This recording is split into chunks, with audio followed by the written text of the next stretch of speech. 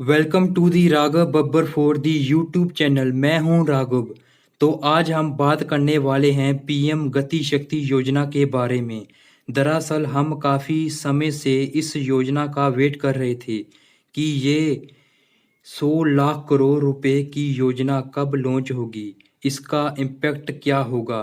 Finally PM Modi ने बताया है कि ये पैसा सरकार कैसे खर्च करेगी, इंडिया पर इसका क्या असर होगा। मैं दिल से ये कहूँगा, I am really very impress जिस तरीके से ये प्लान किया गया है कि आने वाले कुछ सालों में मोस्टली 2024-25 तक जो इम्पोर्टेड प्रोजेक्ट हैं किस तरीके से कंप्लीट किए जाएंगे। पीएम मोदी ने ये कहा कि बहुत ही इम्पोर्टेंट एक फाउंडेशन स्टोन रखी जा रही है, एक इम्पोर्टेंट नींव रखी जा रही है भारत के लिए अगले 25 सालों के लिए। ये नेशनल मास्टर प्लान है 21st सेंचुरी का। इसके अंडर बहुत सी स्कीम काम करेंगी। एग्जाम्पल सागरमाला, भारतमाला, इंसेक्ट्रा। ये सब दिखाने से पहले मैं आपको एक वीडियो दिखाना चाहता हूँ जो कि भारत सरकार ने रिलीज़ किया है।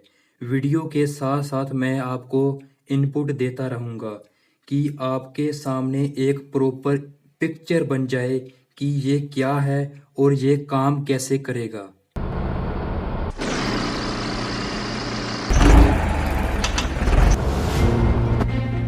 हम बचपन से हर गली, हर सड़क, हर चौराहे, हर गांव या हर शहर में ये सूचना पट्टी देखते और पढ़ते आए हैं।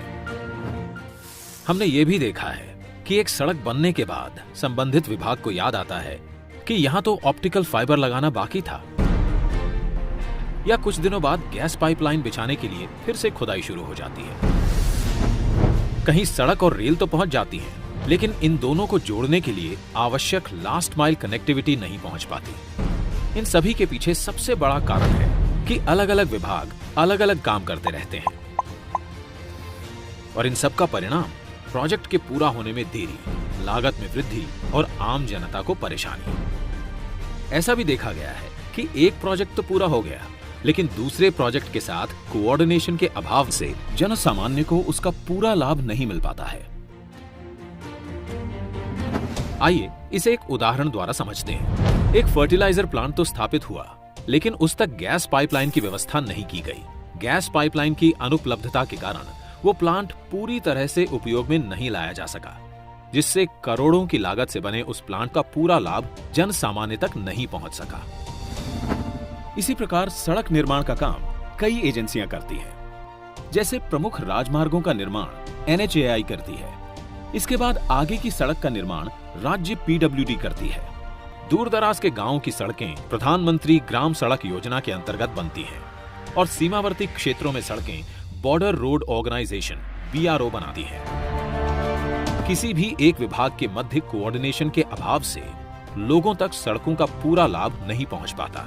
सरकार ने देखा कि इंटर डिपार्टमेंटल कोऑर्डिनेशन के अभाव से प्रोजेक्ट कंप्लीशन में बहुत विलंब होता आया है।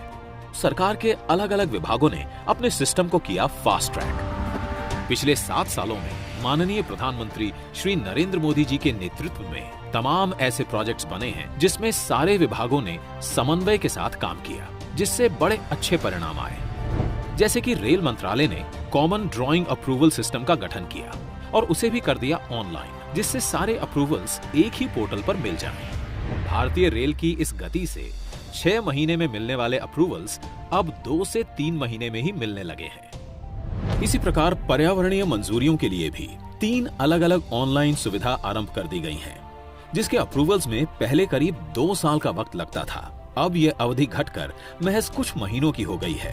रोड परिवहन ने नए नेशनल हाईवे और एक्सप्रेसवे के राइट ऑफ वे के एक्विजिशन के साथ यूटिलिटी कॉरिडोर का एक्विजिशन करना शुरू कर दिया है, जिससे सड़क के साथ साथ optic fibre cable, telephone, power cables को भी साथ में बिछाया जा सके और उसके लिए अलग से राइट ऑफ वे एक्विजिशन करने की जरूरत ना पड़े।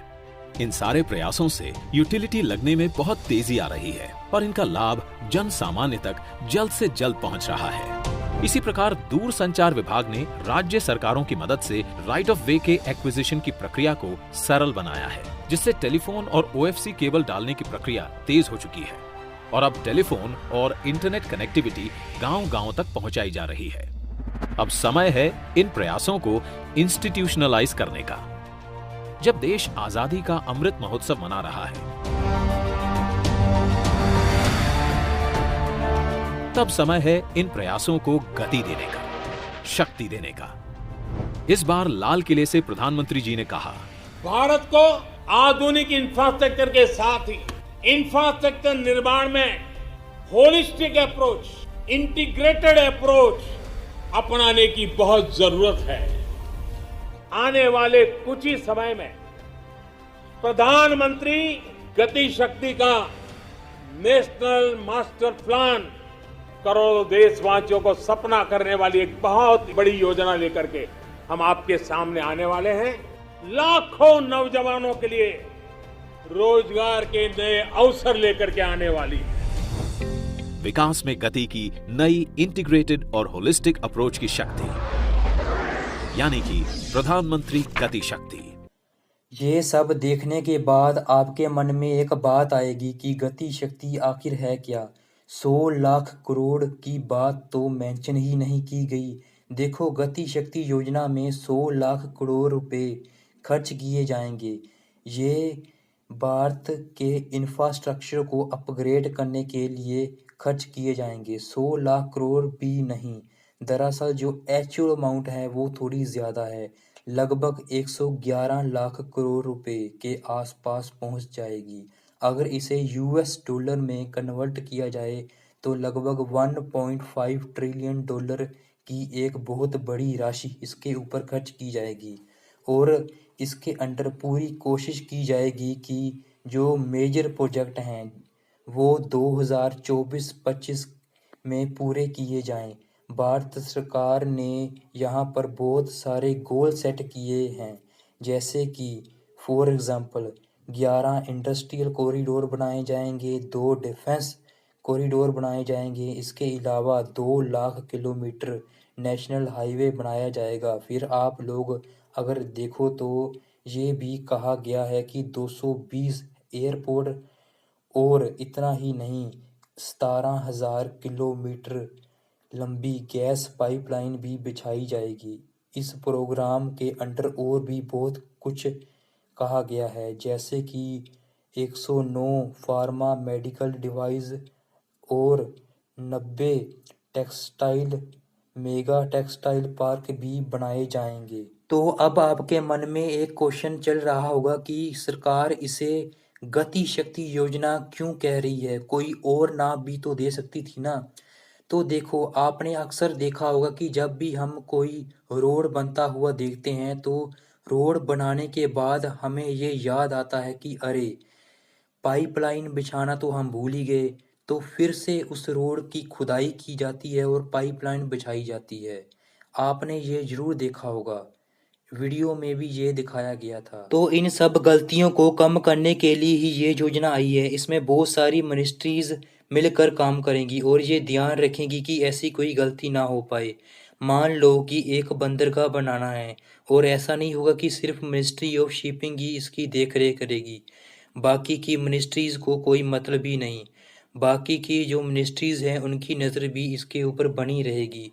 ये इंश्योर किया जाएगा कि इसमें कोई प्रॉब्लम तो नहीं आ रही। अब आप पूछोगे कि ये सब होगा कैसे, तो सुनो, इसमें इसरो का भी बहुत बड़ा योगदान होने वाला है। अब आप एक वीडियो देखो। इसरो द्वारा विकसित बाइसैग-N इंटीग्रेटेड पोर्टल पर 16 मंत्रालयों को जोड़ने वाले 200 से ज्यादा लेयर्स काम कर रहे हैं, जिससे सभी विभागों को एक दूसरे के काम की मिलेगी विजिबिलिटी। पीएम गति शक्ति योजना द्वारा रेल, रोड, पोर्ट और सिविल एविएशन सभी आ जाएंगे एक बड़े अम्ब्रेला प्लान के तहत। अब पोर्टल के माध्यम से किसी भी विकास एवं निर्माण कार्य में सभी स्टेक होल्डर्स के बीच समन्वय होगा, जिसके तहत एक ऐसी व्यवस्था बनाई गई है कि सभी ग्रुप में एक साथ बैठकर बेहतर प्लानिंग कर सकेंगे। इससे लैंड एक्विजिशन के साथ साथ काम भी एक साथ होगा, तो परियोजनाओं की लागत में भी कमी आएगी। केंद्र सरकार से लेकर राज्य सरकार के विभागों तक, लोकल अर्बन बॉडी से लेकर निजी कंपनियों तक, सभी में होगा ऐसा तालमेल जो आज तक कभी नहीं देखा गया।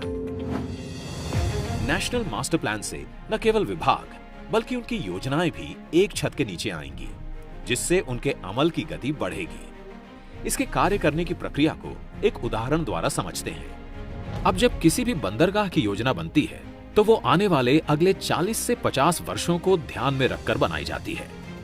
तो इतनी विशाल स्तर की परियोजना अब सिर्फ शिपिंग मंत्रालय तक ही सीमित नहीं होगी, बल्कि सड़क और रेल नेटवर्क को भी उचित क्षमता के अनुरूप बनाया जाएगा।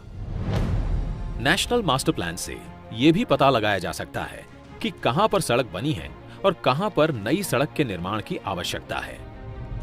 नेशनल मास्टर प्लान में हर मंत्रालय का डेटा निरंतर अपडेट होता रहेगा। यही नहीं, नेशनल मास्टर प्लान द्वारा किसी भी सामान को गंतव्य स्थान तक पहुंचाने के लिए सही मार्ग और किराए का चयन किया जा सकता है। एम्प्टी फ्लो डायरेक्शंस में ग्राहकों द्वारा माल ढुलाई में विशेष छूट ली जा सकेगी। मास्टर प्लान से संसाधनों का सर्वोत्तम उपयोग होगा। तभी तो पश्चिम भारत के प्लांट से आई खाद उत्तरी क्षेत्रों के खेतों को लहलहाएगी और किसानों में खुशहाली लाएगी।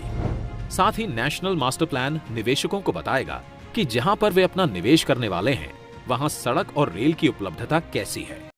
नाउ आई होप आप सब समझ चुके होंगे कि ये गति शक्ति योजना काम कैसे करेगी और हमारा भारत कैसे प्रोग्रेस करेगा इस योजना के अंडर।